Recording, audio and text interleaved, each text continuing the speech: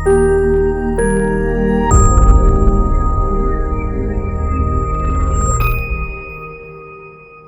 లైఫ్లో స్ట్రెస్ లేకుండా ఉండడం ఇంపాసిబుల్, కానీ ఈ స్ట్రెస్ వల్ల క్యాన్సర్ రావచ్చా? నమస్తే అండి, నేను doctor Raghu Gopishetti, consultant medical and hemato oncologist, Kaizen oncology. అందరికీ లైఫ్లో స్ట్రెస్ ఉంటుందండి.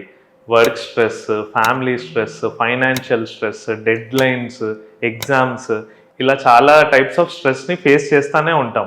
సో ఈ స్ట్రెస్ వల్ల క్యాన్సర్ వస్తుందా? రీసెర్చ్ ఏం చెప్తుంది అంటే క్రానిక్ స్ట్రెస్ ఉండడం వల్ల ఒక ఫేవరబుల్ ఎన్వైరన్మెంట్ క్రియేట్ అవుతుంది క్యాన్సర్కి. ఎలా అంటే మన బాడీ ఇమ్యూనిటీ తగ్గిపోతుంది, ఇన్ఫ్లమేషన్ పెరుగుతుంది.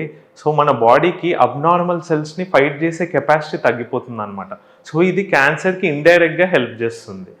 దెన్ ఇంకో థింగ్ ఏంటి అంటే మనం ఆబ్వియస్లీ స్ట్రెస్లో ఉన్నప్పుడు అన్హెల్తీ లైఫ్ స్టైల్కి అలవాటు పడతాం.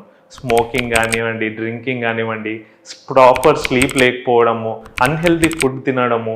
సో ఇవన్నీ ఏంటి అంటే మళ్ళీ ఇంక్రీజ్ చేస్తాం అనమాట రిస్క్ క్యాన్సర్కి.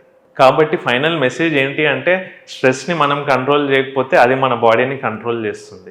సో మనం కంప్లీట్గా స్ట్రెస్ని అయితే అవాయిడ్ చేయలేము, బట్ ప్రాపర్గా హ్యాండిల్ చేయగలగాలి. ఎట్లా హ్యాండిల్ చేస్తాము అంటే హెల్తీ లైఫ్ స్టైల్ మెయింటైన్ చేసుకోవడము, ప్రాపర్గా ఫుడ్ డయట్ అవి మెయింటైన్ చేయడము, రెగ్యులర్గా ఎక్సర్సైజ్ చేయడము, యోగా, మెడిటేషన్ లాంటివి చేయాలి కంపల్సరీ.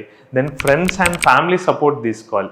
అవసరమైతే ప్రొఫెషనల్ హెల్ప్ కూడా తీసుకోవాలి. సో మనం క్రానిక్ స్ట్రెస్ని కంట్రోల్ చేయగలిగితే క్యాన్సర్నే కాదు వేరే రకమైన డిసీజెస్ని కూడా కంట్రోల్ చేసుకోవచ్చు.